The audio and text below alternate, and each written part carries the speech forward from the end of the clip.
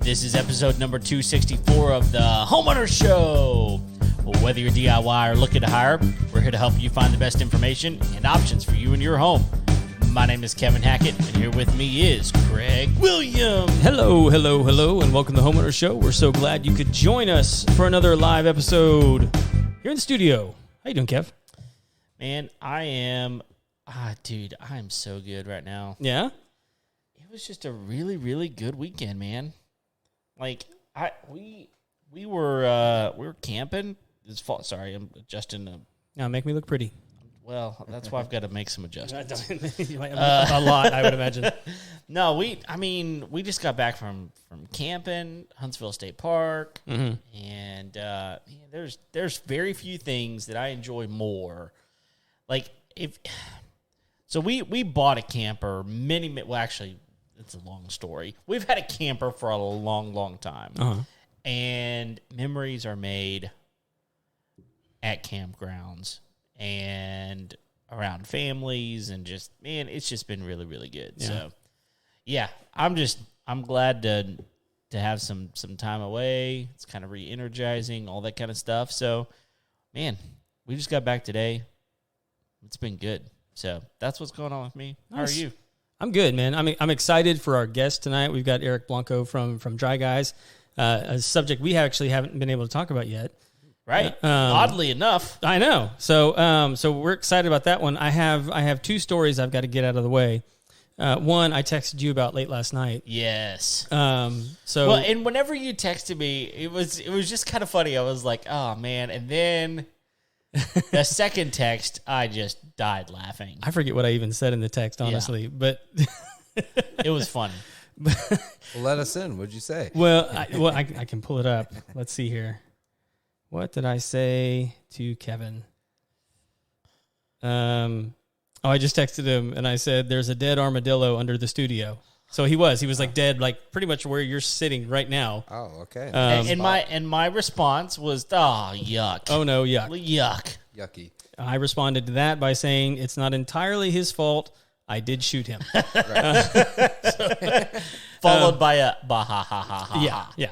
Yes. So me laughing. I got up this morning and I was like, yeah, that was really cool that I got to shoot that armadillo because he's been destroying my yard for the last 2 weeks. Okay. I tried catching him, but I really only see dead armadillos. I don't really see them alive that often. Pretty much the only package they come in these days. Yeah. I got up this morning and I was like, that stupid armadillo is dead underneath that building. He's going to be stinking in the next couple of days. Yeah. So I got up this morning and we were doing some chores around the property and my son came outside and I said, "Come here, son, got a little job for you." And I said, "Here's the deal. There's a dead armadillo underneath the studio. There's $20 in it for you if you go underneath there and drag him out." He was out of there by 10 a.m. Dude. And now, granted, this is the child that has said, "Daddy, when I get older, I'm going to do what you do." Oh, yeah. So that he's in. He's all in. That's pretty wild to say at that age. Yeah. He's 10, by the way. Did you say that? No. Like my famous line that I tell everybody about this business, I told my dad to go to hell till I was like 27 years old. Right. Like I didn't want anything to do with it. And mostly because I was an idiot. Right. Thinking I was better for me to try and go do my own thing. Yeah, keep your silly pest control business. Yeah, like this lucrative, very profitable business. Get an art degree, and we're going to be fine. Yeah. So speaking of that, I got some dirty laundry to air. Oh, I cannot wait. Yeah, this is going to be good. If you've been watching the show any amount of time, you know that I own a pest control company. And I'm going to tell you the name of the company because it's relevant to the story. The name of the company is Excalibur Pest Control. We typically don't talk about that on the show because we're not here to promote us. Correct. The reason I'm telling you is because we got a 1-star review on Google. Oh. Now, our business has been around about 40 years. We don't chase reviews. Like, we've got a steady, stable of clientele that we've acquired over the years. Like, the business is doing pretty good. Yeah. So this woman, who I'm going to out, her name is Alicia Grafaldo. Wow. And she is a real estate agent at Redfin. So you can look her up. She has pretty good reviews. Ours are better. She calls us and says, oh my gosh, there's something in between the floors of my house. Can someone get out here just as quickly as possible to check things out? Okay. And so, like, we go, absolutely. Just, by the way, there's going to be a service call for us to come out there and take a peek. We're going to do everything we can. Any work that we do is going to be applied to that service call. And she agrees. And so I, the owner of the company, go out because it's not on route with anything that we have going on over the next couple of days. Okay. So it's only fair to send me. Sure. If it's like, please come help me. And so she plays the single mom card. She plays the woman in distress and begs us to come out. So we come out as quickly. I think we're there within like the next 24 to 48 hours. That's pretty good. Okay. So I get there and do like a thorough inspection of this property. I walk the entire exterior of the property. I go through the interior of the property and the attic. I'm there about an hour. Okay. Right? And she's walking me around and she's showing me stuff that she's already done. She knows it's a squirrel. She just doesn't know where it's coming and going. She found a spot where it's coming and going, and she just filled it with foam, and it looked terrible. This is her house. Her house. Okay. Yeah. And I'm like, oh, okay, well, that'll work. So we got him there. We just need to figure out where else he could be going, or we just need to figure out if he trapped him in the house. Right.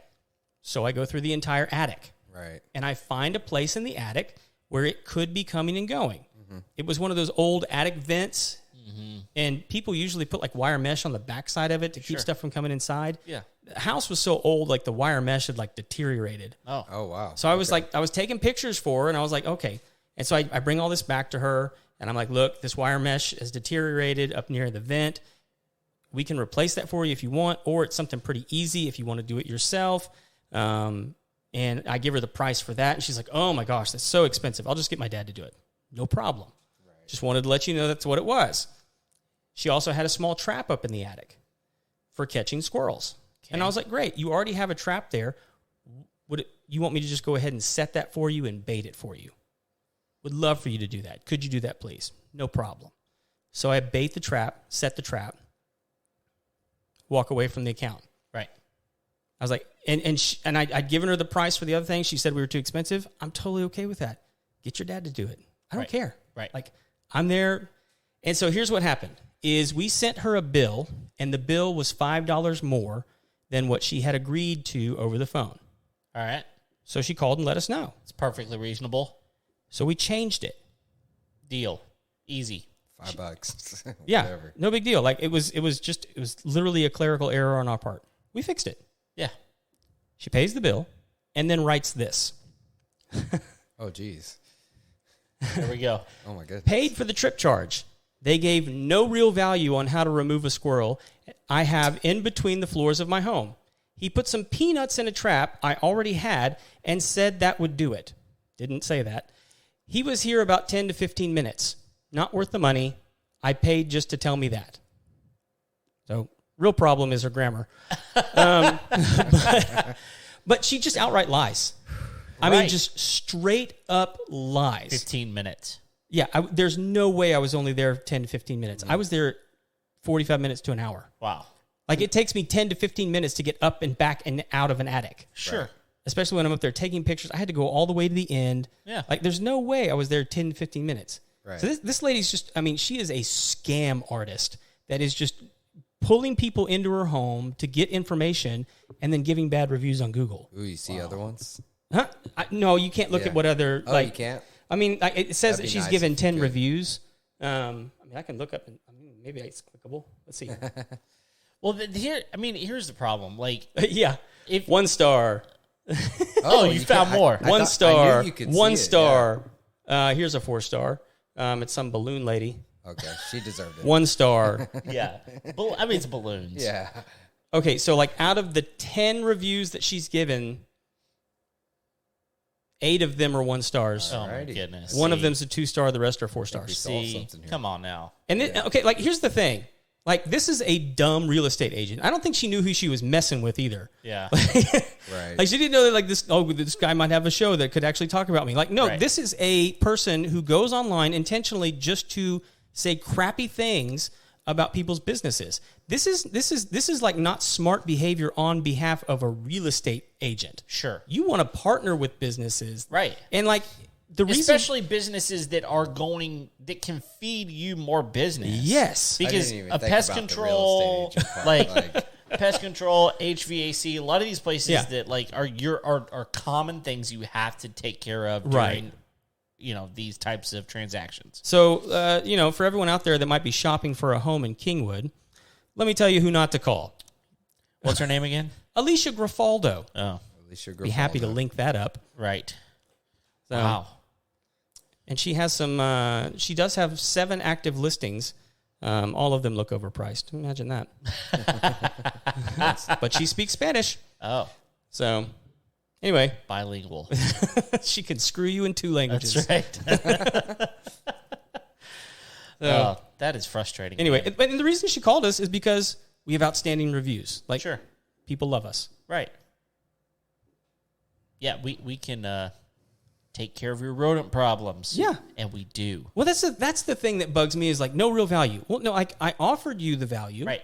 Like, this is what I can do. And I did a bunch of stuff for free. Right. That's the most frustrating thing about it is it's basically a service call. Yeah. Yeah. It's probably the lowest thing y'all have on y'all's menu. It is. Right? It is. Yeah. It's the most basic you could do. It's what it sounds like, setting and baiting a trap. I mean, there's not.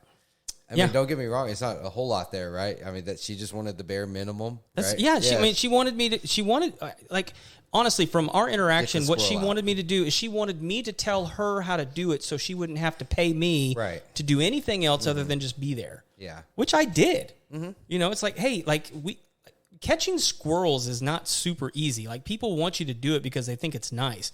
The easiest way to get rid of them is to exclude them, like stop them from coming in. Right. And then if you trap them inside, it's way easier to catch them.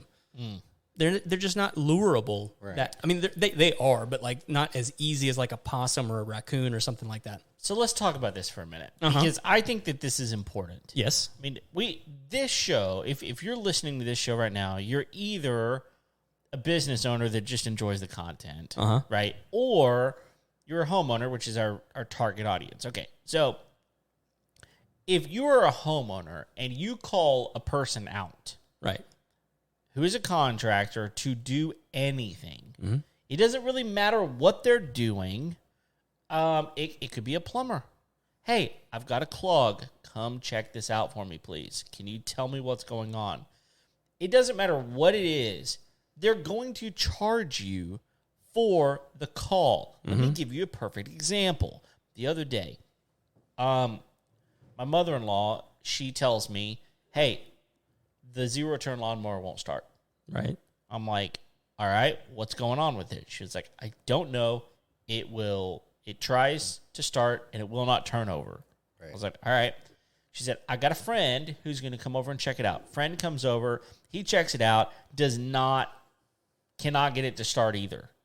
And she was like, do you want to try? I was like, why? Like, I mean, I can try, sure, but like, I don't know that I mean, two people who know what they're doing. It's her lawnmower. Like, I'd never even used a zero turn before she showed up at my house. Now I love them. No, they are fantastic. But can't go back. I'm like, this is, I'm like, I'm like, no, I don't need to test this. Right. 2 competent people have done it. So I said, tell you what. The guy that's come out to do some work on it before, let's call him back. So he comes out. I kid you not. He pulls it out of the little shed that it's in. Right. And turns it on. Yeah. Oh, turns it on. Yeah. And I'm like, what'd you do? And he goes, I turned it on. And I was like, probably took it out of gear. I don't know. Yeah. Like something was zero up. turns have like different like little things that are different from like a regular riding lawnmower. Sure. It won't even turn over. Right. Yeah. You have to have every setting right. Yep. Yeah. Every bar's got to be in the right place. And there's safety things that they build into them. But sure. But yeah, go ahead. It's like, it was worth it. Right. So he literally like starts it and he looks at me and he was like, I don't know, man. Mm-hmm. Like, I don't know what I did. I just turned it on. Right. And he gets on it and like goes and mows a swath over here. Yeah. Brings it back and he goes, I think it's fine. And I was like, I think it's fine too. How much do I owe you? Yep. And he said, it's just $65 for the service call. I'm like, yep. Yeah. That's what I owe you. That's what you get. Yeah. Now, that's what I get. Yeah. That's exactly, like, it does not matter. If you call a contractor out, they've got time invested. Yeah. They've got money invested because they're paying for gas, Mm-hmm. right? Whatever it is, if they do nothing while they're there, Yeah. you removed them from making money somewhere else. Yep. You owe them a service call. Like, the service is a convenience, right? Yeah. Now, most contractors that I know are going to roll that into the service. Yep. Right? Like Right. you just said, if you use my services, that service fee, Goes away. it goes away basically. Yeah. We're not adding it on. Right. Yeah. And so, but I want everyone to understand, like, there is no contractor out there scamming you out of a service fee. Whenever you made the call, not only that, this person said it was urgent. Yes. Like, have to be here immediately, which means, in my mind, you have work to do whenever you get there. But whenever you get there, all of a sudden your prices are too high. What are you going to do? If this is that urgent and it took you within 24, 48 hours to get there, that urgent, what are you going to do? Wait on the next person another 24 to 48 hours if they're that quick? So now you've got maybe up to 4 days invested in this. Right. How urgent is it? Yeah. You know what I mean? Well, and here's one of the other things that bothers me about one is just the outright lie that I was only there 10 to 15 minutes. Yeah. I mean, it's just a blatant lie. Right. Okay? Like, the rest of it's sort of subjective. Okay. Right? Sure. And like if she didn't feel like I added value, fine. Right. But one of the things that I always do when I leave someone's home is I always ask them, hey, is there anything else I can do for you? Yeah. And if you say no to that question, it's like, no, thank you. It's been great. Right. Which is what she told me. Yeah. No, it's a good question to ask right as soon as you Right? go out. We say something similar. So, but like, if you're unhappy with it, like, tell me then. Right. I'll fix it. Right. Yeah. But like, you go to the internet and give me a 1-star review. Yeah. Right. One, based off of complete nonsense and a lie. Right. But then off of like, hey, I even asked, like, anything else I can do for you? Sure. After I'd done more than what I should have been doing Right. from the get-go, which was just diagnostic. Yeah. Because she didn't want me to do anything. I offered to do some stuff.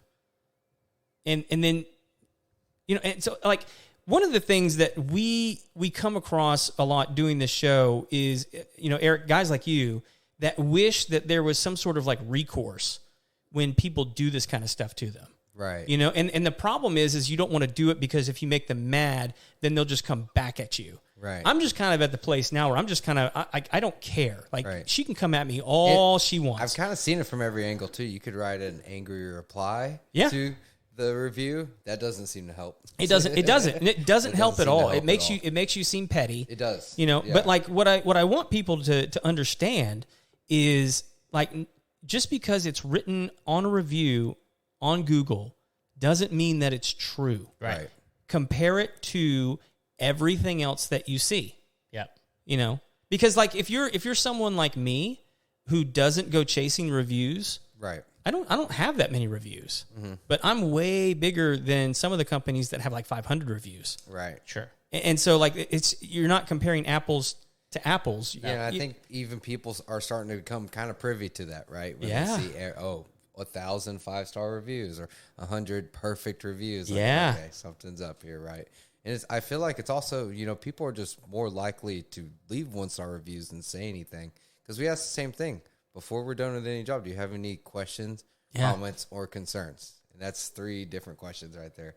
So if anything should be able to fit in those. So to see a bad review after that, it's kind of like, what in the world? Oh, it's a coward. I know you are mostly a homeowner show, but it's like I feel like people do this with restaurants where if their meat is cooked the wrong temperature, they won't send it back. They will leave them a bad review. Right? And just like, they want to fix it. yeah, Sure. They want to fix it. They would much rather fix that baked potato than get a bad review and lose customers, right? Yeah. Let them, give them a chance, right?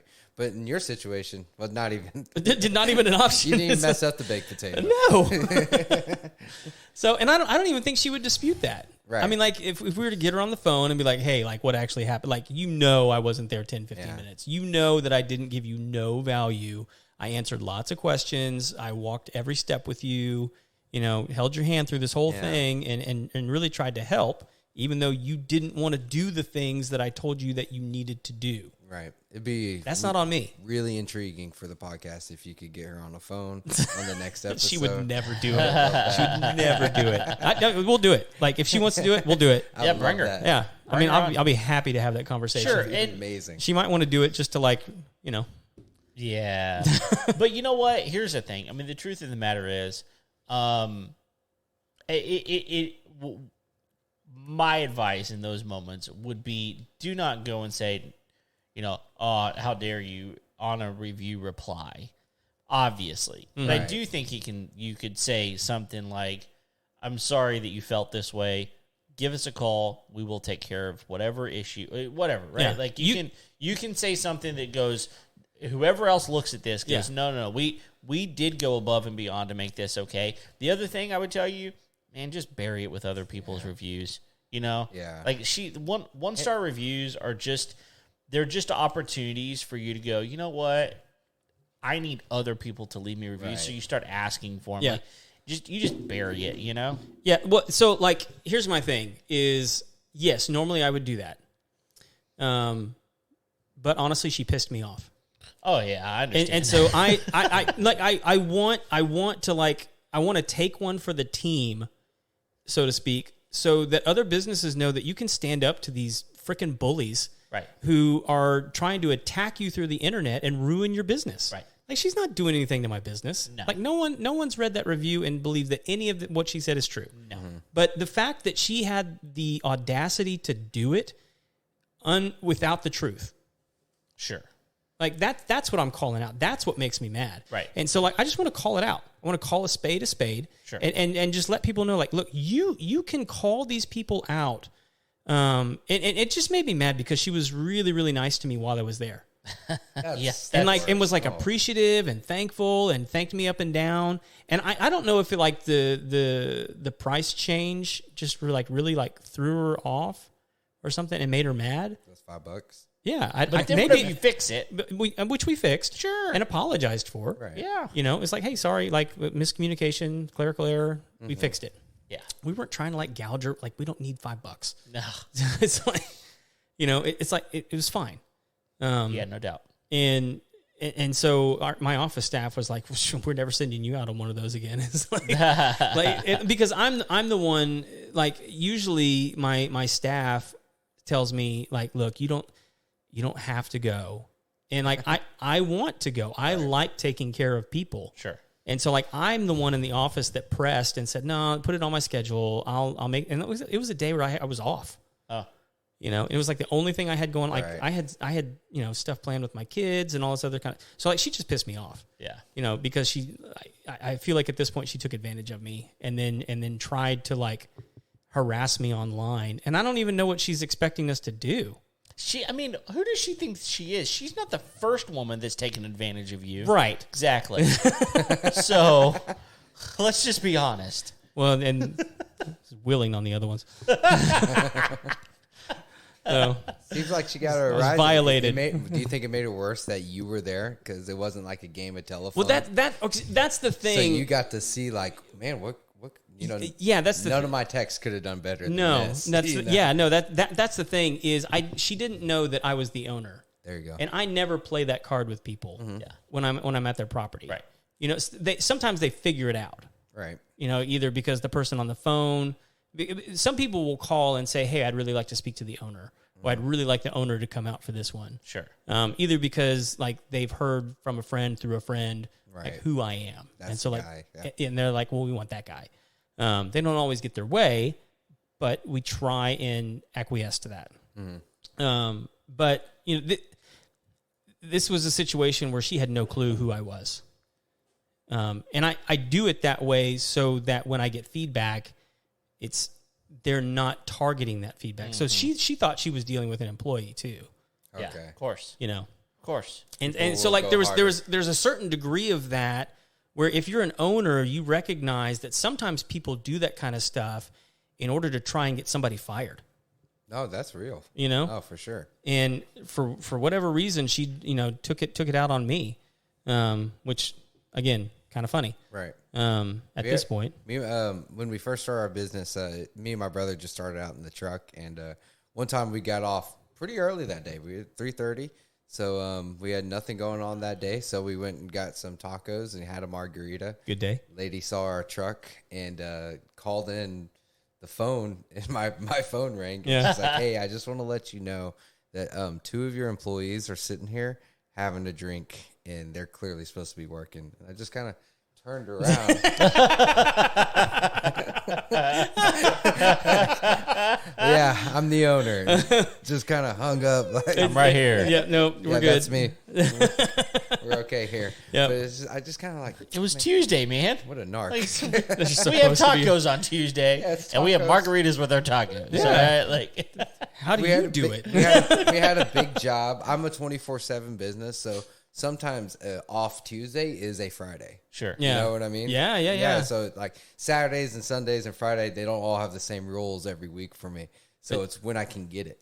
Yeah. Yeah, you know what I mean? Well, real quick, let everybody know what you do. Oh, yeah. Hi, I'm Eric Blanco. I'm with 25 minutes into the show, we're getting to you. That's fine. Let's go. I totally forgot. Yeah, I'm Eric Blanco. I own Dry Guys Water Damage Solutions, and what we are is we're a full-fledged water and mold restoration company. We're 24/7. So that means anybody that experiences any kind of water loss at all. Obviously, there's the big obvious ones like hurricanes and storms. If someone gets flooded, we work with insurance to restore their home back to the conditions it was before. We also deal with a lot of common household leaks. That's honestly how we get through. We're not obviously having hurricanes every couple months, but common household leaks, ACs, water heaters blowing up, and a lot of mold remediation. We do deal with a lot of mold. We're licensed mold contractors. And here in the state of Texas, if it gets a little bit humid in your home or you start to have a beginning of a mold problem, unless you get it taken care of right, it really has the ability to get out of hand quick, which is why there's so many companies like mine. So sure, that's a kind of a basis of what I do. Do you feel like there's a lot of companies like yours around? I mean, I know that like there's a couple of big names that do what you do. Mm-hmm. We won't mention them here. But, are there a bunch of companies your size like what you do? Okay, so no, for sure. Okay. No, there's not. Does it feel like there's a lot because there's a couple of big names that there's a lot of, take up a lot of that? For sure. Yeah. So, there's some big franchises that are very international. And you're right. I guess that is most of what I'm competing against. No, I get it because, we're in the same boat. They could be smaller franchises, where they're not big opera, but they're huge companies all around the world. So I guess kind of the more local stuff, you definitely don't see as much of that in the restoration industry. I've met a couple guys, that kind of started up just like us, but it's not many. It's really it's most people go the franchise route, which hey, I might have gone that route if I had a little more starting money. Well, I think that there's a lot of questions around that. Like, okay, so there's some big companies out there. Right. Which means they've had a lot of success. There's a reason that company gets large. Absolutely. They don't get large because they're screwing people and that kind of stuff, right? Mm-hmm. Like, they're obviously doing some things right. Right. But why would I go with a smaller business over a larger company? Because in my mind, I'm just like, okay, well, why would I not go with someone who maybe has more experience or something like that? So what is your elevator pitch, so to speak, of why you would choose a smaller company over a larger one? And you know what? I'm not going to sit here and say every smaller company is better than every larger I would agree with that. You can't just say a blanket statement like that. It depends, You can. It's just not true. You can, but it's not true. Yeah. I'm not going to say every smaller company is better. But, if you get a company that cares, right? Bob's Pizza, his name's on the place, and he cares.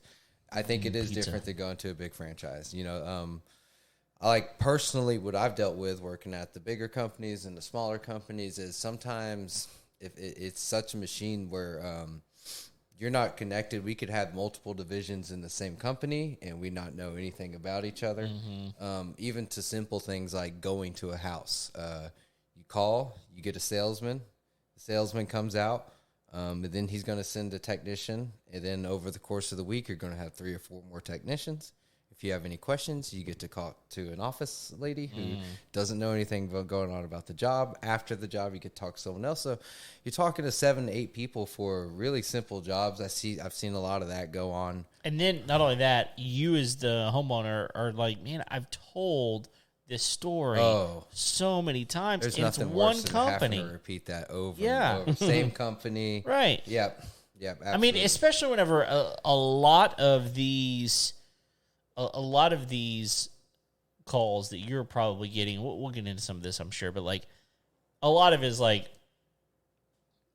my kid left the water faucet on. Yeah, we get those. Yeah, you know, sure. and so and then it's like you're having to call and be like, yeah, so this happened, so we made a mistake, and like you say it over and over and over and over and over. It's just like, why? Yeah, why? You know? Yeah, I get it. And when I first started, I was definitely I was in the field, doing the actual work. So definitely from my point of view, it seemed to make way too much sense to have, the guy who's selling, just like in other industries, the guy who's selling the job should probably be project managing this job. Sure. Yeah, you would think so. The quality control, and just kind of being able to focus more on certain projects instead of it's just about time. Fitness. Obviously, you got to make money. You got to do what you got to do. But when I sign someone, especially if we're doing a big serious mold job, that's a lot of our attention. And we will turn down stuff if we have big enough projects that needs all of our attention, all hands on deck. Because for us to mess up, we really messed up. There's no one after us.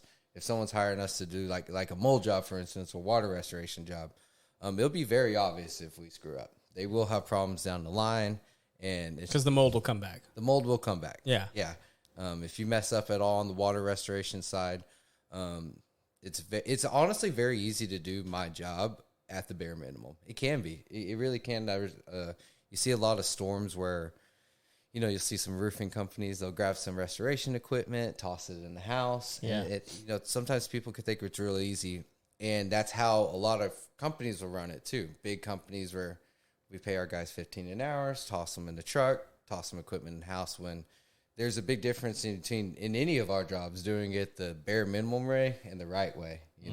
A lot of what we have to do has to deal with manipulating the environment, controlling the humidity. If you do a couple things wrong and you don't control everything how you're supposed to, when you're drying out a house, you could cause it to spread to other areas and cause secondary damage. Right. That's the main thing we're trying to prevent. So, what kind of damage can mold do to the house? Yeah. Well, to the structure, once it eventually gets its little roots in there, it can start to grow pretty hardcore. So really, you're just looking for porous materials, things like wood and sheetrock, living organic things. Mold's a living thing. Yeah, it wants to grow and make little mold babies. That's its whole point in going. Yeah. So and if you ever look at anything about fungus, you'll see it has little roots like trees, mycelium. And once that kind of starts working its way through grains and sheetrock, you can do as much as you want to, but you're not going to get rid of it. At that point, it's part of it. You may be able to use a biocide or something like that, but I know a lot of people that put bleach and try to do all these, kind of homemade remedies. It doesn't work. Like bleach, for instance, all it does is kill the color, but that's it. Yeah. You're really giving it more water, and the 3 things mold needs is a food source, water, and an organic material. So what is the food source? Any organic material, like I said, so wood, anything. Oh, so wood can actually serve as the food source. Okay, yeah, wood. Sheetrock's a big one. Sheetrock, it loves to eat sheetrock. But things like stone, metal, concrete, you're not gonna have to worry about. Okay, rock. Stuff it'll get on them, but you can just wash it off. If you're gonna see mold on concrete, what you're really seeing is mold growing on top of dust or dirt that's on the concrete. You know what I mean? So stuff like metal, it's not actually part of the metal. Okay. Yeah, that stuff's real fun too. Yeah. So what would you say?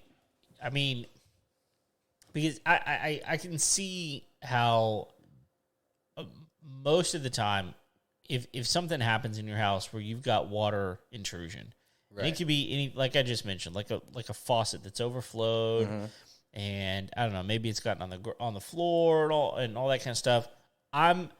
As a homeowner, my first thing I'm going to do is I'm going to go get towels. Right. I'm going to sop it up. I'm going to, get it as dry as I possibly can. Right. At what point do I need to call someone to just go, hey, I had something happen over here. Right. Could you just come check and make sure I don't have any issues? Is that something that should happen, or do you wait a period of time until you have a problem? What's my protocol here? Well, you know what? I'll say, like, if someone's having a spill, obviously it's not a big deal. If you spill a bottle of water or something like that. Yeah, like I kicked over my dog water bowl. No big deal. Whatever. Yeah, I mean, you might, if you kick over your dog's water bowl every day for 3 months in the same spot on the floor, like I have Move at my the house, dog water bowl at that point. yes, you may ruin your flooring. You're trying to get PETA on Kevin's case. Every day, kicking over the water bowl. Yeah, you got to give your dogs water. That's right. He's not kicking the dog, people. Not today. But honestly, I would say after any kind of serious leak, if your sink overflows, water takes the path of least resistance. So if you have a roof leak or something overflows, just because it looks like you see that's not actually what's going on. All it takes is for one drop of water. I've seen like a roof leak come down, hit a 2x4, and kind of that water go all the way to the other end of the house, just because it's at the slightest of an angle or something like that. So I think anytime you're definitely dealing with any plumbing or a roof or anything coming from outside the house, you want to get someone at least to come take a look. Getting a water restoration company to come take a look is absolutely worth it, because then you know what's going on. You're not always going to be able to see it with your eyes or feel it with your hands. Yeah, because I think one of the things that a lot of people don't recognize is, and part of this is just because we do a lot of things to cover up imperfections in our home. Right. One of them is baseboards. Baseboards are wonderful. They cover up the fact that your flooring doesn't perfectly line up against your wall. Covers more than than that, it just covers up. It covers up a lot of things. Right. You never notice it, but like you said, water's gonna most people are not caulking their baseboard down to their flooring, right? And water's just gonna get down under the baseboard, and when it does, it's going to go in between the flooring and the wall, and guess what's under that? Like wood. Right. Most of the time. And right? Those are the worst areas, is the dark places you can't see, that's not getting a lot of airflow or a bunch of sunlight. That's where mold likes to grow the best, for sure. Like a little example, there's a guy I know, if you're listening, shout out. He's in a couple networking groups with us, but he had an apartment flood. What's his name? He probably don't want me to say his name. Oh, okay. Yeah, his apartment flood. Tell you later. And the apartment managers didn't do anything about it. And it wasn't a big deal. It was just the laundry machine overflowed, water hit a couple, cabinets, baseboards all throughout the house. They didn't do anything, but in their mind, they looked, and after a couple weeks, everything looked fine. Yeah. Right? On the outside, it felt dry. On the areas exposed to the area, it was dry, but even with my moisture meter, I knew it was dry. But because they never took those proper initial steps, I knew the place was filled with mold. And it's just after 10 years of doing it, if you went and looked at it, you'd say, this is pristine, this is perfect. But I just knew that it was hiding somewhere. It was covered in it. I knew it was, just because it was super soaking wet, and that water never had a place to go. So eventually, it only takes a minimum of 24 to 48 hours for mold to grow, especially down here in Texas. It doesn't take, it's air. Doesn't take saturated. long at all. Yeah. If we're in Arizona, I wouldn't have a job. Yeah. People just open their window and call it a day. Yeah. But because of where we live, the humidity, it's not just going to go away. Yeah. And that's why there are so many companies like I said. But this guy's house, they waited a long time, and eventually I popped off one baseboard, and sure enough, the whole house, every baseboard was completely covered in this stuff. And that could have been solved just by And we deal with this with people who rent in apartments all the time. Oh yeah, we go to a lot of these like, jobs. Look, I mean, like anything you can tell me about an apartment, it wouldn't surprise me. Yeah, right. Like those guys don't want to pay for, and I don't blame them. They don't want to pay for anything. For sure, they got their maintenance guys. Yes. Yeah. So yeah, that's kind of what happened. We figured out that it was covered in mold. We were about to get a mold test, and right before we did, they moved on to a new unit, which we do that all the time. Sure. Where we go to places, do an inspection. Okay, you got to do this. And they move them to a new spot, and I'm sure they just put kills over the mold or something. Yeah. Well, and a lot of people do think that bleach is just going to kill it. Yeah, it bleaches almost 90% water. You know, that's the main thing that makes the mold grow. So, but I mean, like, okay, so like, I'm glad you brought that up, because I remember Harvey when it flooded so bad here.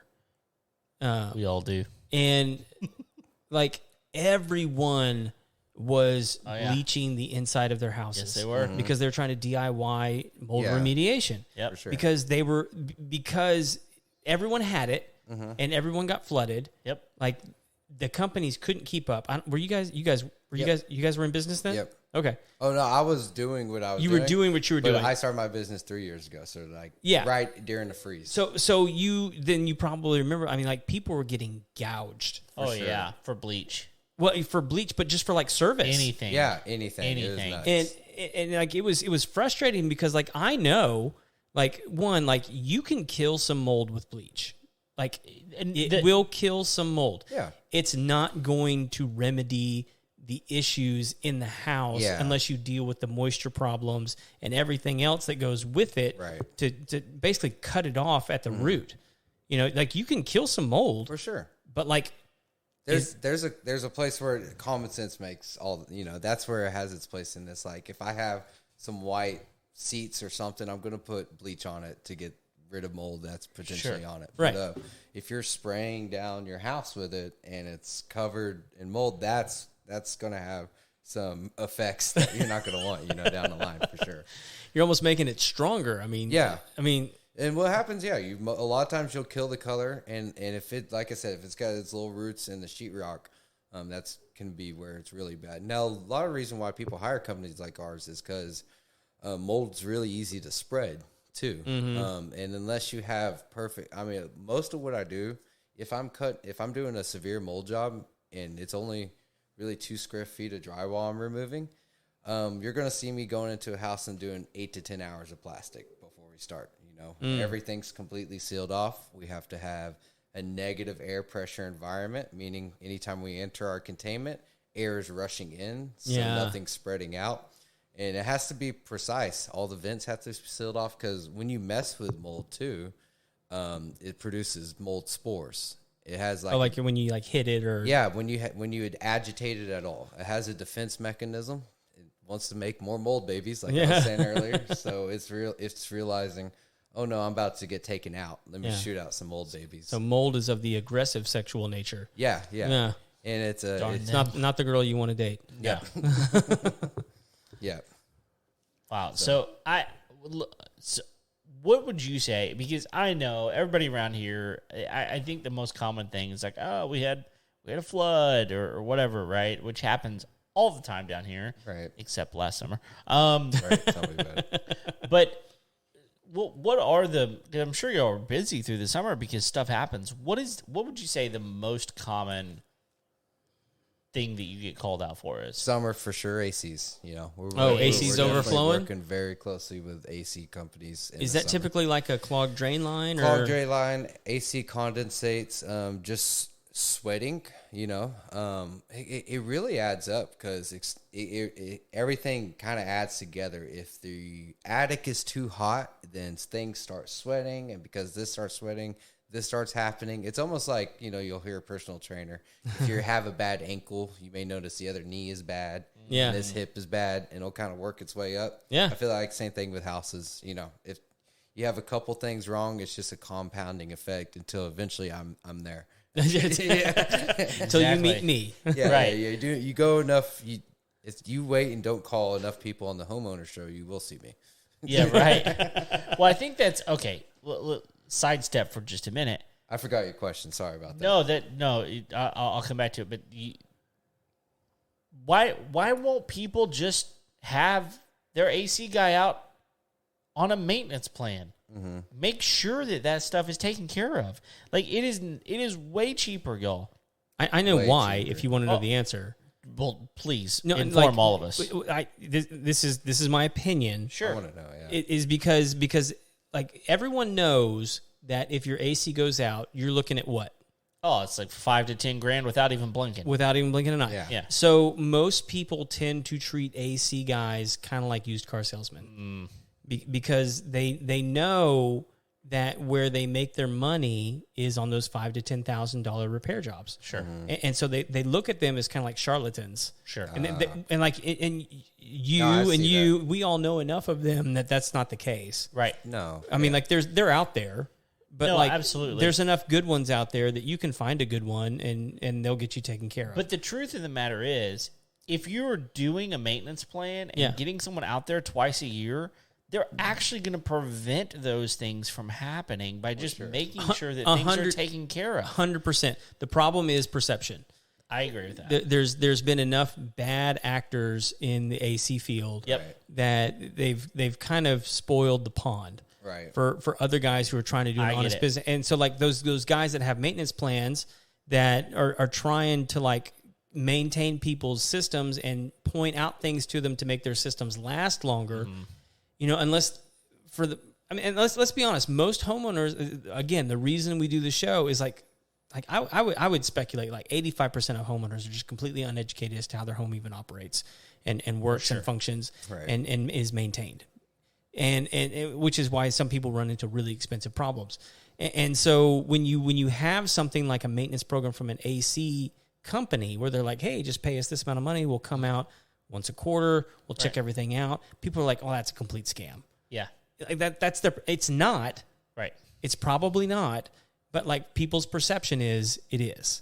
Right. No, and I get that. I think the question, like you're sitting here. So my question was, what is the most common thing that you wind up doing remediation on? And it's you ACs, said you said AC is a huge one. AC is a big one. And so Uh-huh. my contention there is, what is the fix so that doesn't happen to me? Well, to you me, do got to keep in mind, we had a heck of a summer just now. We did. yeah. No, it was Well, insane. you guys were pretty busy, I'd imagine. Yeah, the 105 degrees definitely helps things. Which I mean seems counterintuitive, right? Because we didn't have any rain. Right. No, it does seem counterintuitive. And also just the more plumbing's going on, the more water is moving around, the more likely that there's a water damage situation that could happen. More kids are home. Yeah. All the sinks and showers are getting used, you know. It's just more likely something can happen. Well, and More with that water's heat, moving you're throughout going to your house. get dry rot, and you're going to get all sure. kinds of stuff that winds up happening, right? And then you get the animals that want to come in. Yeah. in Yeah. the Uh-huh. winter. Chew on stuff. That's Chew on always stuff. fun. We get the raccoons chewing through Peck's pipe every once in a while. They're good at it. Oh, they're Oh, They're so fantastic. good at it. Well, so I mean, to your point, we had one not long ago. It was a couple that had moved down from up north, and they bought a house that had been remodeled with PEX, because most homes are not plumbed with PEX Right. around here. I mean, like they can be refurbed with PEX, but Yeah, most it's usually homes, on the repipes. the repipes are done with PEX. I don't know if new builds are doing PEX. yet. Almost all new builds are doing I would- PEX. Starting to do think them. so. They're having Yeah. a thing in the garage too where you can shut off. Yeah. You know, it's like an No, there's- electrical box almost Right. with all the plumbing. That's smart. really It's nice. really cool. Yeah. Yeah, no, I like those a lot. But this couple, the house had been replumbed with PEX, and they'd had a rodent in the attic, and it had chewed on the PEX, and it didn't get quite all the way through, but it just got kind of down to that membrane, and the membrane started to leak. Yeah. And it just started pooling in the ceiling of the bathroom, and they didn't know until like 2 months later when they had like this giant bubble that had Right. accumulated, you know, and then they had a moisture problem. And you know what I mean? It's Yeah. so it's usually not something that just happens really quick. Not always. I will say the quick ones, as shitty as it is. Am I allowed to cuss on here? Sorry. No. We'll let that one go. Too late. As bad as it is, to have your whole house flood in water, those quick, sudden leaks, I think, are way better than the slow. I would agree, man. Over time, there's a lot of because you can lie to yourself on the small ones. It's not really happening. They can really go on behind your back for a while too, and maybe you open up a wall and you say, "Oh, okay, all these 2x4s are mulched. Everything's done. We have structural damage now." Yeah. Versus having to just replace a couple boards of sheetrock, right? Yeah. So those are definitely way worse. We see a lot where, someone will nail something into a wall. It goes into the pipe. Oh, yeah. And it's flush. Oh, man. And what happens is like 4 or 5 years, it just got to wait until it rusts just enough into where water will start coming out. And it's from what a handyman did 7 years ago, hanging up a picture, So, yeah, those slow leaks, they're a lot worse. There's what causes the most damage in people's homes. It's what gets people the most sick, too, with all the mold issues. Because it's easier for it to accumulate over time. Yeah. And we get a lot of, calls just because people are like, look, I've been sick for a year or 2 years. Man. I'm thinking it's not allergies anymore. You know? Yep. All right, so I have a technical question, but before I ask the technical question, have you seen the King of the Hill episode on the mold remediation? I have not. Oh, it's so good. What? It's so good. Just kind of started getting back into King of the Hill. Yeah. If you haven't seen it, look it up. It is so funny. I'm absolutely going to check it out. Yeah. Because it kind of gets into like insurance scams. And it was kind of, the show is good, so good for all that stuff. As a contractor watching it now, it's awesome. Well, they're fixing to do like a revival of it. Really? Oh, man. Yeah. Well, the guy that played Dale. Yeah. Have you guys both watched it? Sure. So the guy that played Dale just passed away. Oh, really? Boomhauer passed away. No, because the creator, Mike Judge. He did the voice of Boomhauer. Oh, okay. So Dale passed away. The guy that did the voice of Dale passed away, and so I think they're kind of trying to figure out what to do with that. But they're doing another like we need it a revival. Yeah, we do. Yeah, so good. It's a good one. But like they have a mold episode, and if you haven't seen it, definitely check it out. Yeah. The technical question I want, because I use a moisture meter all the time. At what point? At what percentage, because I know that's how moisture meters read out, right? At what percentage am I in trouble? Well, so I think the main important thing, obviously, if you're getting real highs in the 20s, 30s, something like that matters. But the most important thing is you want to take a base reading first. What's a base reading? So if we know this wall is affected with water, we want to check a wall that we know is not affected. So like to get like a control. Yep. I got you. Just because, house A, it's 8%, doesn't mean house B, it's going to be the same. Gotcha. And you may do a couple things wrong because, hey, that house is just, it's 70 years older. So man, that's the same thing. That's the same thing with people that are like, I set my air conditioner at 73 degrees. And you're like, 73? I set it at like 78. And you're like, nah, man, you're stupid. It's like, it actually feels the same in both houses. Yeah, right. Let me tell you what, if you set it at 78, you're a monster. I agree. No, I agree. I'm just you saying said that 78. I was making it obscure, right? But like the same is true. Like it's not going to be the same from house to house, even if it's on the same street, right? It's not going to be the same.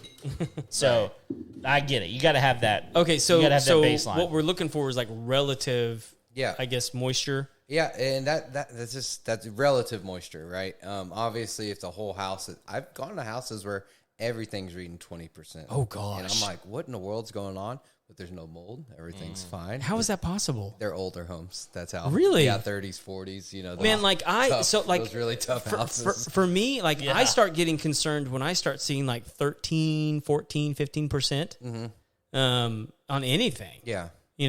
Yeah, but like 20%, you're like looking at it. You've seen some that are 20 and no mold. Yep, that's crazy.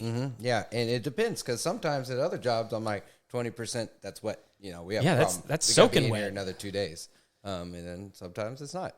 Sometimes you go to a house and the carpet's never had any water on it. It's just very old, and it's reading super wet throughout the whole thing. That's why. I didn't even think about the carpet. Yeah, same thing. Same thing. Carpet will do the same thing, and I'll look underneath it. Everything's dried, never been an issue, but it'll just sometimes kind of read higher. And I think there's a place for common sense to be involved. Yeah, So like with carpet, but there's no set number. Okay, that's fair. So on carpet though, is it typically going to be the carpet or is it going to be like the padding? Yeah, you want to check both. Yeah, but But I mean, like, where's mold more likely going to grow? Oh man, if I'm talking about mold and carpet, I don't. It's easy. It's crazy easy. Anytime we're doing a mold job, we really just throw away all the carpet almost every time, just because it holds it all in. And you can do everything you want. You can get every carpet cleaner. I could fog it and clean it, and put every antimicrobial on it. But that carpet, if you have a mold issue, in the carpet, in the carpet. Let's be honest. You wanted new carpet anyway. You don't. Yeah, you want a new carpet. If insurance is going to be involved, let them give you new carpet. And that is the tricky thing is insurance doesn't really cover mold remediation in Texas. It's not covered. They cover sudden water losses. But there's a good reason too. People got real predatory in my industry 20 years ago when the mold boom first kind of started. I wasn't around 20 years. That was the whole point of that King of the Hill episode. Was predatory mold insurance. How have I not seen this? I don't know. Like that's the whole thing. It's like what it was. They just keep saying like, oh, we found more. Oh, we found more. Oh, we found more. Oh, we found more. We got to do more. We got to do more. And they just keep charging the insurance company. It was the Wild West, man. You could have a little spot, a mold like this big, and tell people, you got some mold. People were scared. We got to gut the entire house. Yeah. And it just makes no sense. Wow. That'll be $200K, please. Oh my gosh. Stupid stuff. Well, but that's kind of the way. I mean, like they were playing the same game that the medical industry plays, right? It's like, oh, knee replacement, $300,000. It is the exact you're playing same cash, thing. $5,000. Yeah, right. It's the exact It's same thing. like, well, what? Like, yeah. And they still deal with it, floods and stuff like that, but they really kind of have regulated everything. They use Xactimate now for everything. So everyone's Xactimate? That's kind of just a program that a lot of, I guess, insurance companies will use for people like what I do. It's almost they have like set prices for everything. Oh, okay. You can charge more or not, but expect to get pushback. So are you guys still able to get insurance claims? Yeah, so most flood jobs that we do that are sudden occurrences, those are insurance jobs. Okay. Yeah. I mean, we sit down to see if it makes sense to start a claim. How much is this job going to cost with us and the reconstruction? Yeah. Even though we don't do the reconstruction, we kind of want to have it all figured out still. How much is it going to cost with those two? What's your deductible? Does it make sense to go through insurance and raise your rates if it's only a couple $100 more in deductible total? Probably not. Yeah. So we try to sit down with people and try to figure out, does this make sense to go this route or this route? And same that's how we determine if we need a mold test. If I hear the word sick at all, we're getting a mold test. Because nothing I can do will be able to find that mold. My moisture meters, my thermals. It's it's in the microns. You're not going to be able to see it with your eyes. Right. So at that point, everything I say or any other contractor says about that mold is just nonsense until we get a lab report. So that's kind of what that important first step is when sitting down. Is like, all right, where are we going? What do we want to do? And sometimes you get your guys that are like, just give me a piece of paper. I don't care. Yeah, no. So with all these like bacterial microns in the air, I mean, how...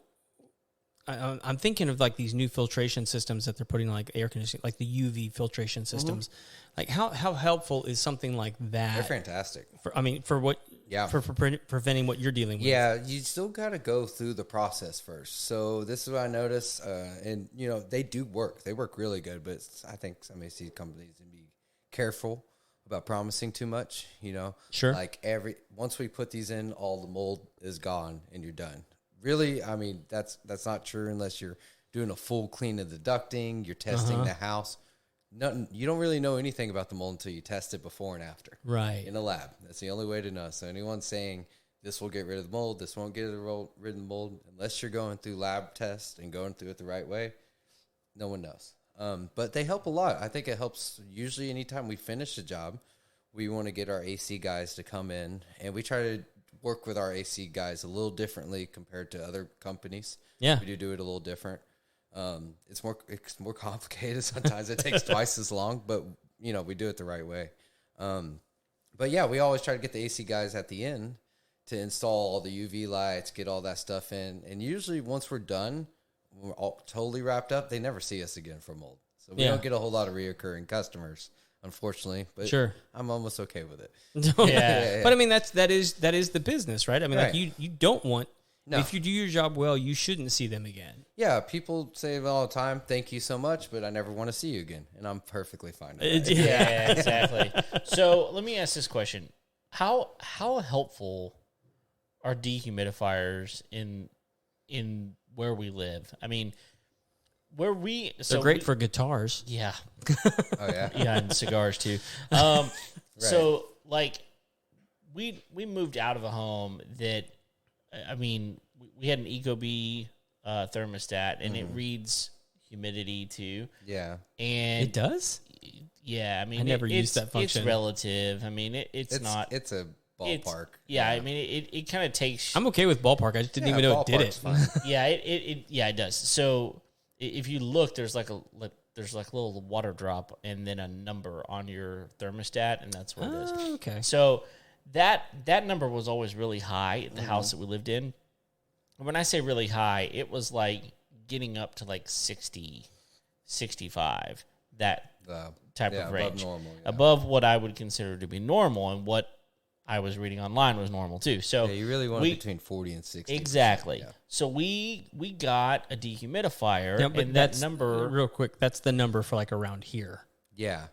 Anywhere else, I mean, because like we're in like a very humid. Right. Anywhere else, what? Like if I was living like in Ohio, like what should I expect to see? That's like... Just from everything I know, if you're in like the 40 to 60% range, you're just not likely to have a big mold issue or have things that cause secondary damage. I mean, it's relatively kind of low, 55%. You can 55 and under. Yeah, 55 and under. At that point, the water's kind of gonna get into the air, and that's really what most of my job is for me to pull moisture out of materials. We have to dry the air. If the air is completely saturated with water, which happens a lot after, if you check right after a flood, you check the humidity levels in the house, you'll see 90%, and if it's at 99%, that means the air is completely full of water molecules and can't hold more. So until you actually start removing moisture from the air, moisture won't leave any materials at all. Huh. Yeah, so I guess... I didn't mean to interrupt. No, I think that's really helpful because it still plays into the question. Like, yeah. I mean, so what we did, and we were actually finding that we had some moisture in a couple of places, but what we wound up doing is we got the dehumidifier, and dude, like we were like having to dump our dehumidifier like daily. Yeah, that stuff sucks. And so it does. But we found it to be helpful in just kind of keeping that overall number down in our home. But is that something that people around here should be interested in investing in? For sure. Yeah. And, it does depend on your house. If you have a couple problem areas in your house, go to Home Depot and get one of those little tiny, just dump out dehumidifiers. It's better than nothing. They also install them into the attics now. They do put them in with which your is AC great system. Because at that point you have a drain line that you don't have to ever dump anything. You don't have to ever worry about it. Yeah. You're good. It has a certain shut off.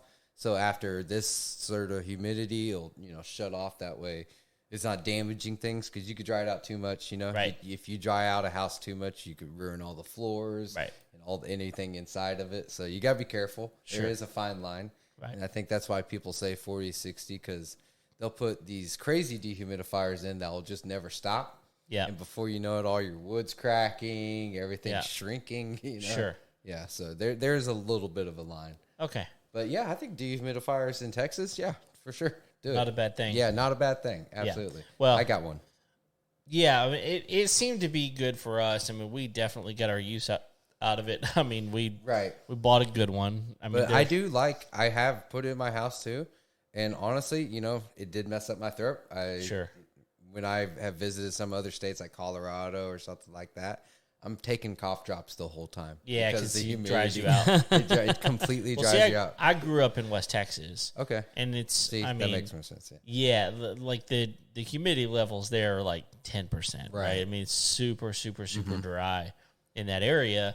And so, but I know a lot of people, they live in that area, and they get nosebleeds a lot, or their lips are dried out all the time. Right? I mean, I was putting on chapstick every day, 3 times a day. It was nuts. Well, I mean, I legitimately, and I don't say this to be rude or anything, but you look at a person that lives in West Texas who's 80 years old, and you compare it to someone who's lived in Houston for their entire life, and they're 80 years old, and their wrinkle level is different. Yeah. Like, they just look different. Yeah. Like, the ones in those low humidity areas, they're a little bit dry. Yeah, a little dry. They're a little dry and wrinkly. Yeah. Look like smokers? Yeah, a little bit. And it's not, and legitimately, it's just because of the environment, you know? Right. So, Is that why you moved here? Stay yeah, pretty that's a what it little was. longer? Yeah, to make me look pretty. Yep. It hadn't worked yet. I hadn't been here long enough. I got a few more Hang years in there, to go. buddy. Yeah. Got to move a little closer. Yeah, I to don't the know what your excuse is, Craig. Genetics. Oh, I don't know about that. I'm not telling your mom that. Well, that's right. You can take it up with her. That's why I said it. I will not. I will not. I've done that once. I will not do it again. Well, okay. So, I mean, we've talked about a number of things, but like, is there anything if I mean, you have your opportunity right now to talk to homeowners. Like, is there anything that you would tell them? Hey, think about this, or do this, or don't do that. Well, I mean, Or pay attention to this. Yeah, pay attention to this. Like, what advice do you have? Yeah, I mean, don't be afraid to go in your attic, for sure. You know, check Oh, it I would out. say that is a big deal. Check Most it out. people do not want to go to their Go attic. in there. No. Take a look. You know, take a look around. What am I looking for? Yeah. Man, there's so many signs. Usually, he could speak to this. When you see rodents, there's usually a water thing, or if there's a water thing, there's rodents not far behind. I feel like the two are pretty connected. They are. Yeah, they are, for Yeah. sure. So you're seeing a bunch of rat poop. There's a good one.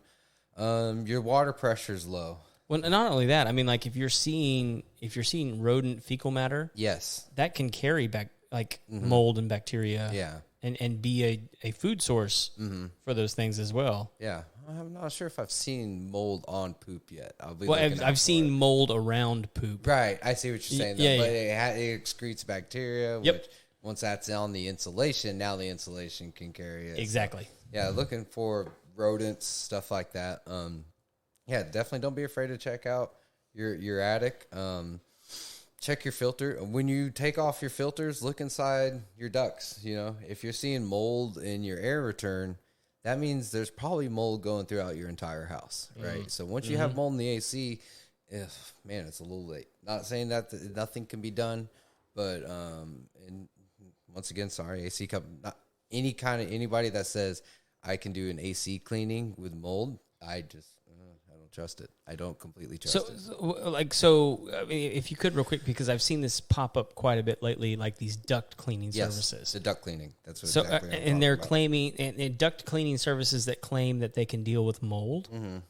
So, like, what are they doing that they're saying that they can deal with mold? I think it's a lot of just They're putting bleach on a brush and running it through the ducts. It's a lot of just brushes. It's just brushes. It's just brushes. It's just getting rid of the dust. I mean, I'm sure there's other companies that are doing more than that. yeah, but and there's really good ways of doing it too. They have brand new systems where you have to seal everything off, and it's got a vacuum as you're brushing everything.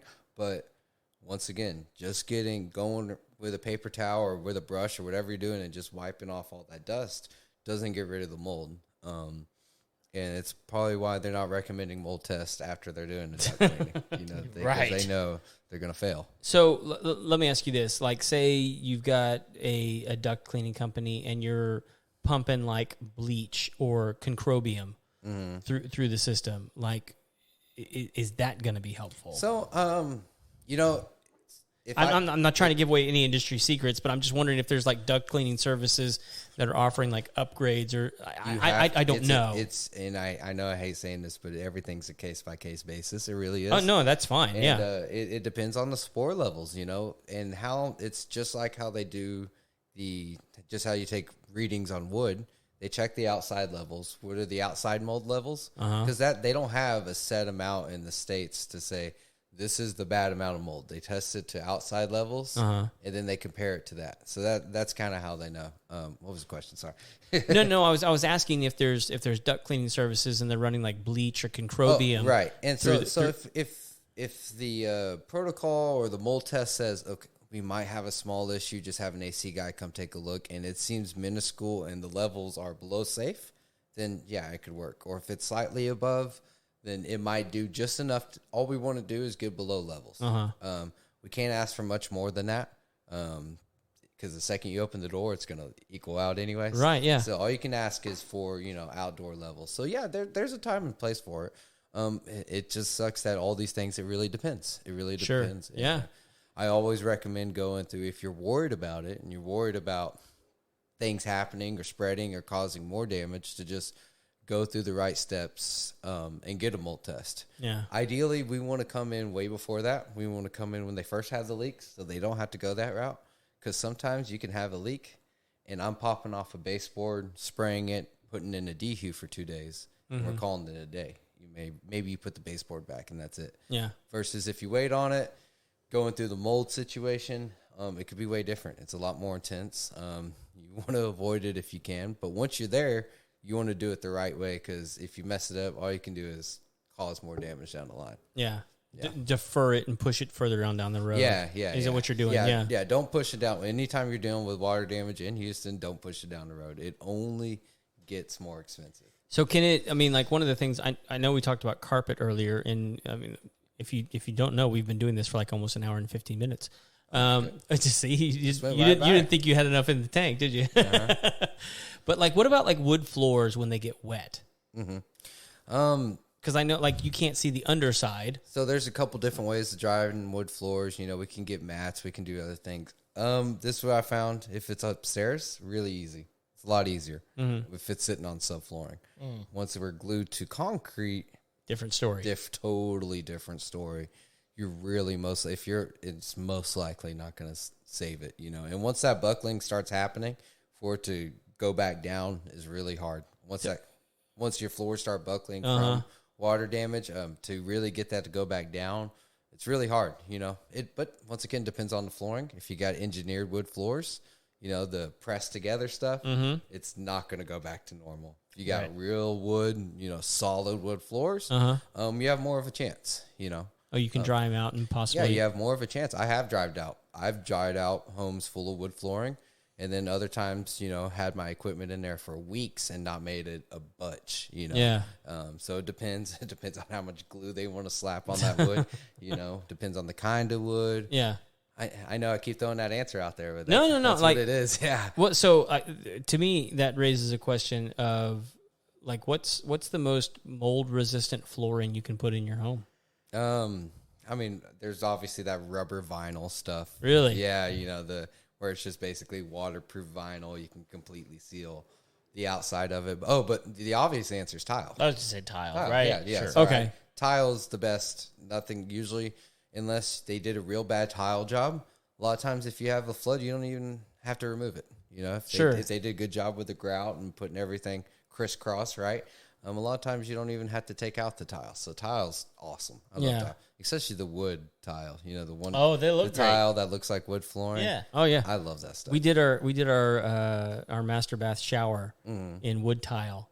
Right. And a lot of people walk in and they're like, well, how do you keep that from rotting? And I'm like, because it's not wood. Right. Yeah. So is that good, huh? Oh yeah, no, it looks awesome. I've seen where people they get rid of the grout and they just put tile on that wood tile, and it looks real good. It looks like solid. Yeah, the issue you run up against, exactly what you're talking about, is moisture getting through that. Yeah. It looks great. It does look great, and it will crack easier, but for sure. So because we're actually we tried putting tile on the second floor in some areas, and it didn't go well. Yeah. We're fixing after it lasted 7 years. It's harder on subfloor. Yeah, it just cracks easier, especially if you're doing long plank and it's definitely you need smaller stuff if you're going to do stuff upstairs. Right. We learned that the hard way. But we just liked the way it looked. Right. Yeah. It's we wanted it, so we got it. And all these things depend on obviously the kind of water. There's clean water that's from your sink. And then anything that's sewage or rain or anything coming from outside the house, or that's a backup something, obviously anything that water touches, it's so grossly contaminated. We don't want to take a chance. We just want to take it out and replace it. Yeah. That's just the mood to do with that. So if you have a sewage backup and that soaks up your floors, you don't want to dry and clean that out. That is carrying some very harmful, disgusting bacteria. And it's anytime, if you ever do have a humidity issue, there's so much bacteria and, gross contamination in there that it just makes it so much easier for the mold to grow in the future. Yeah. So depends on the kind of water too. Yeah, sure. Absolutely. Yeah. Anything else, Kevin? No, I mean, I was just thinking, that's probably a good place to kind of move on to the next section. Which we haven't done in a long time. We haven't done it in a long time. You almost forgot about it, didn't you? Well, I've never been able to remember the questions themselves. No, so you're already kind of behind. But we have to do the thing, which is normal. We have to do the thing that we do with all of our first-time guests. Okay. And that is very simply called the Final Four. The Final Four! That's right. Was that like a laugh track? I think so. Let's see what we can find here. There we go. The Final Four! It was kind of like... All right, well, it's very simple, but this is the 4 questions that we ask each and every one of our guests. Which we did not warn him about, We did by not the way. on purpose. Let's I go. thought about it, but I chose not to. All right, so here we go. Just like a Rangers Here's the fan. 4 questions. We're going to start with number boy. 1 because that's the way questions work. You start with the first one. That would be weird if we didn't. So the first question is this. What is the must-have tool you won't leave your house without? That's my do it all in one, little $2,000 moisture meter, hydrometer, thermal mix. Ooh. Okay. Yeah, so I just, instead of, looking like Batman walking in a house of 4 different tools, I was like, there's got to be one expensive thing that does all these. So Yeah. so I can test the humidity, moisture, and take thermal pictures just with this little thing. Oh, that's cool. My little fanny pack, that I carry It takes around. thermal pictures? Yeah, it takes thermals, humidity, and moisture readings. That's Nice. cool. It's not cheap. Well, I'm no, so scared but- of dropping it all the time. But that's it. Yeah, I mean, for my job, that's my No one else gets to play No, with it's that, right? good. Yeah. No, it's good. I really like it. Yeah. All right. Second question is this. What's a job you walked away from? Now, we always it's frustrating for most people, probably for us to continue to put this caveat in here, but it was our fault to begin with. What we meant by this question was, what's like a project around your house you started and you just kind of quit, but Wait, a job I walked away from, or a but then, project at my house? but yeah, so it's really, we wanted to ask the question, what's a project you started and you walked away from? You had to call in the A professional. professional. However, Okay. we as morons asked the question the first time. We worded it poorly. What's a job you walked away from? And we're not changing it. So what the question is, what's a job you walked away from? And you can take that however you want to. I've got a couple. No, I got 2. First one real quick was we kind of got pushed off of it because after we installed our equipment the next day, someone got shot in the guy's driveway, and it became a murder scene, so we got kicked out. Oh, We had to stop. that's different. Yeah. So that was. I think that's the first I one. wouldn't have. I walked around the chalk with my equipment. It was weird. Gosh. And the other one, Like they made you wait. Hang Hang on. Hold on. I'm actually genuinely concerned about the investigative techniques of these. So like they made you move your equipment. Why? I don't know. Well, the customer just was like, I don't care. I'm dealing with other stuff right But now. I would imagine the police would have been like, no, everything needs to stay in place till we finish this investigation. No, there was little, Was it like a cut and dry? They Like had- we know they- exactly who they shot had this the- guy. Well, Yeah. they had their Oh, okay. line. That makes way more definitely sense. one of these neighborhoods. There's a guy that owns a big carpet cleaning company, actually, but it's one of did. these neighborhoods in Houston where he did. It's one there.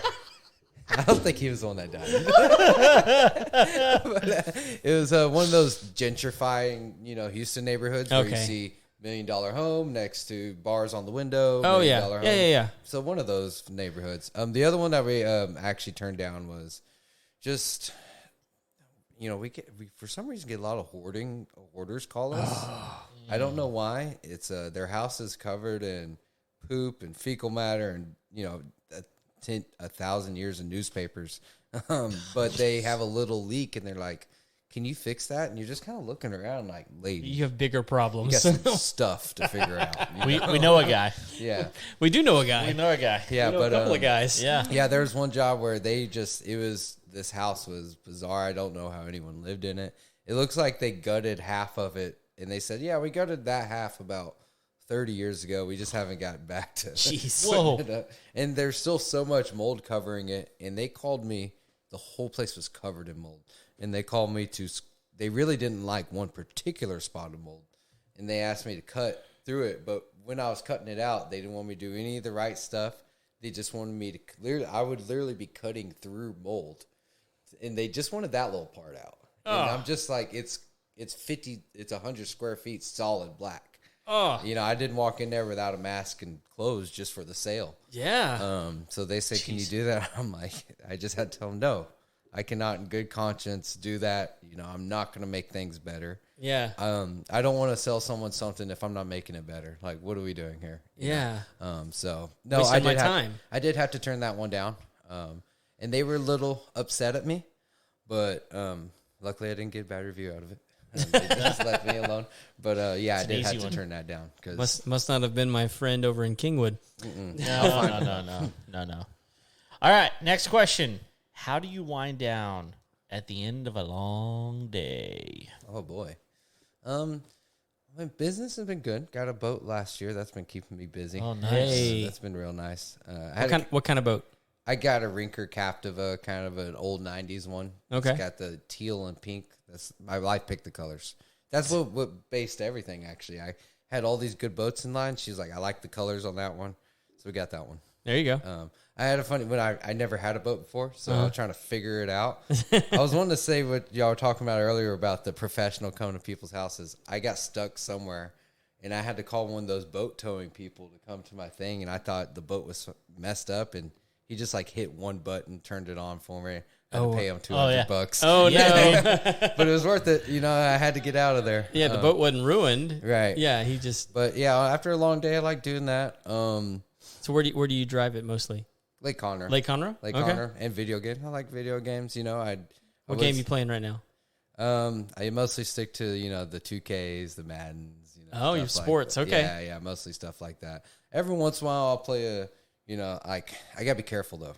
I get real addicted to that stuff, so I get like 1 or 2 games a year. That's when I'm allowed. Okay. I tried playing Red Dead Redemption 2. That was a cowboy game. Oh, yeah. No, Okay, I'm familiar. If you know about it. I do. Jeez, man. I was not a good person. But that game will not turn you into a good person. Yeah, it was right when I started my business, too. So it was like I quit my other job, started my business, Red Dead 2 came out. And it was just a bad time. I could have been further where I am now if it wasn't for that video. Yeah, game, let me tell you something. Like, I enjoy video games. Yeah. I rarely play them ever. I was really into them when I was in college. Yeah.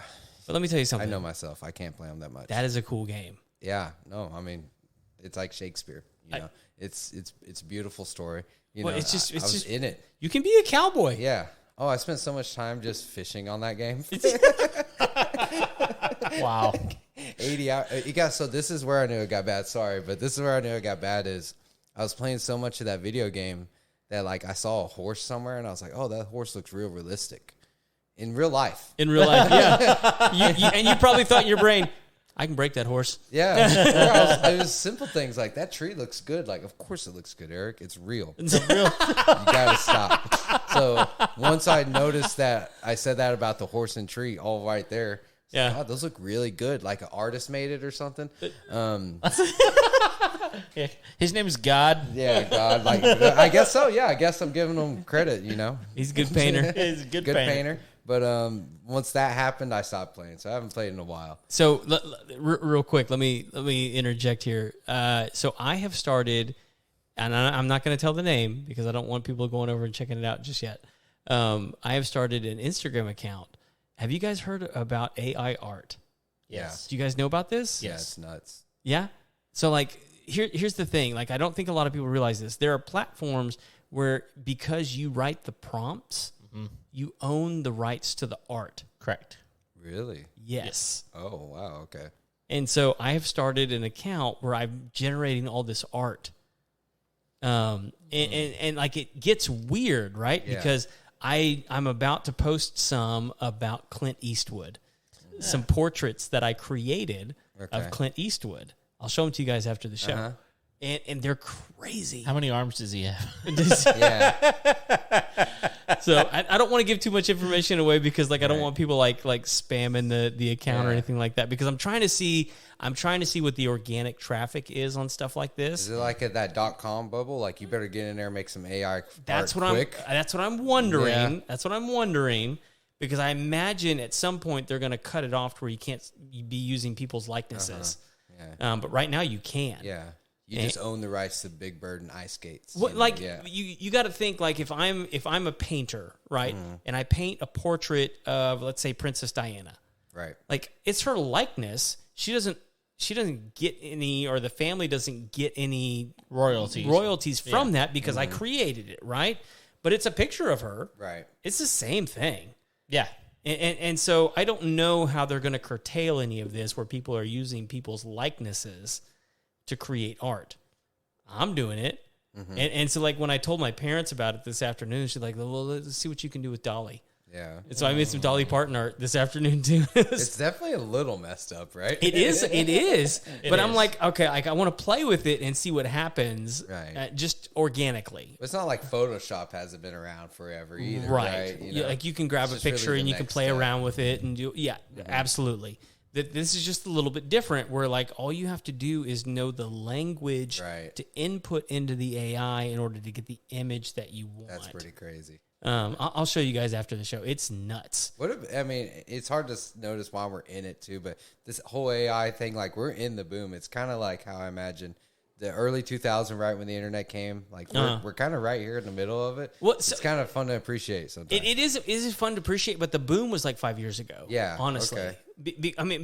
Not like really, because for me it felt more recent, I guess. Well, no, it's because it's become more public. Yeah, and accessible. It has accelerated in the last year. Yeah, but the boom happened 5 years ago. Big time. Yeah, like the people who were developing this stuff 5-10 years ago, and people will tell you all the time, like the government has had this stuff right, yeah, for years, and now we're just getting like a glimpse of it, right? And so like it's now you're starting to see the businesses come out of it, right? Because you start seeing like ChatGPT, and these other services where you can pay a subscrition. Like that didn't come out of nowhere, right? You know, that's been developed over years. And now they got people with like fake commercials. You know, they got so much. Oh yeah, like you heard Joe Rogan talk about like there's so many fake commercials of him out there, cause right? You got hours and hours of his voice. You know, I saw a fake Ryan Reynolds commercial the other day. Yep. Yeah, and it was like he definitely had nothing to do with him. Well, I mean, like all you have to do is go, okay, watch. I think was it season 2 of The Mandalorian, where the Luke Skywalker shows up, right? Yep. And it's not Mark Hamill. Nope. Right. It's just like a graphic. They got it. Imitation of him, and it looks just like him. Yep. It talks just like him. Right. The actors are engaging him. It's crazy. Yeah. You know, it was a while. I remember that Tupac hologram concert was a while back now. Oh, yeah. That might have been like 8 years ago. Yeah, I until they release some evidence, I still don't think he's dead. He's still around. He's out there. Like, Tupac's alive. I'm just saying. Well, he's in Puerto okay, Rico. so I saw a news story about that the other day, and I haven't followed the Tupac thing. I don't know a whole lot about it, but I saw that they arrested a guy in Las Vegas. They did. In regards to his murder. Yeah, but they haven't released anything about who this alleged person actually is. But they arrested somebody. They did arrest someone. Wasn't he Diddy? it was Ice Cube. It was one of those guys. Yeah. All right, we got one more question. Oh, so sorry, man. Yeah. No, you're good. No, this is important. This is why the questions are good. That's exactly right. So, last question is this. He's taking a peek. He's cheating. What's one of the best pieces of wisdom or advice that you've ever received? Oh man, and I think this is one I'm still working on. Man, I think especially as a business owner, I guess anything you dealing with, there's so many times where you have these moments where you feel like you're drowning. You feel like it's just too much. I don't know how to do this exactly or do this exactly, but I think I heard someone say, it feels like you're just sinking and falling. Sometimes maybe you don't know every little thing here. Maybe you're new here, but just it's very simple. Just why drown when you can swim? You know, we all have the ability, even though we may not be good at something, we all have the ability to work and make us change yourself. You know, you could change yourself so many ways. I've reinvented myself like multiple times.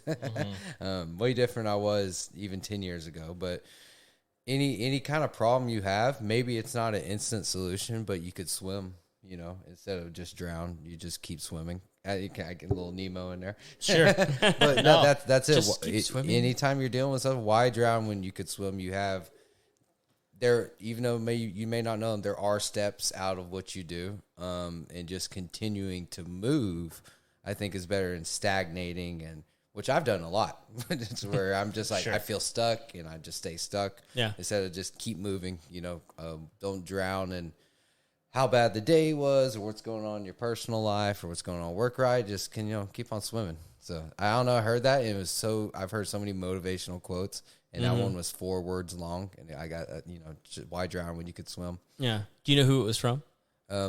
Cartoon show called BoJack Horseman. Yeah, I heard it. It was on in the background. I don't really watch the show. Yeah. I just heard a little clip from it, and I loved it. I loved it so much. Yeah. And I was like, that's enough. That's good. There you go. Yep, I didn't watch a whole lot of it, but I got that part, and I was like, I get it. Yep, I'm going to take that with me. A little wisdom from BoJack. Yeah, a Nice. little wisdom from BoJack. I love it.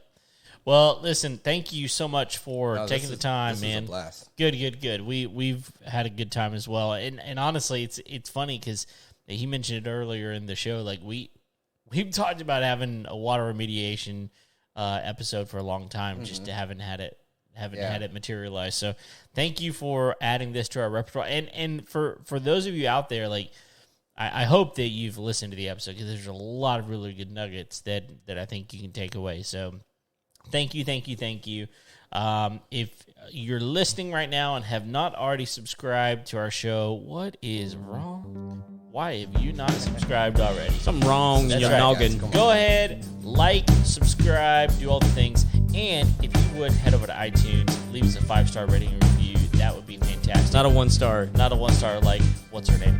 And Grafaldo. that's Grafaldo. it. And until next time, y'all, we'll see you later. See ya. Bye.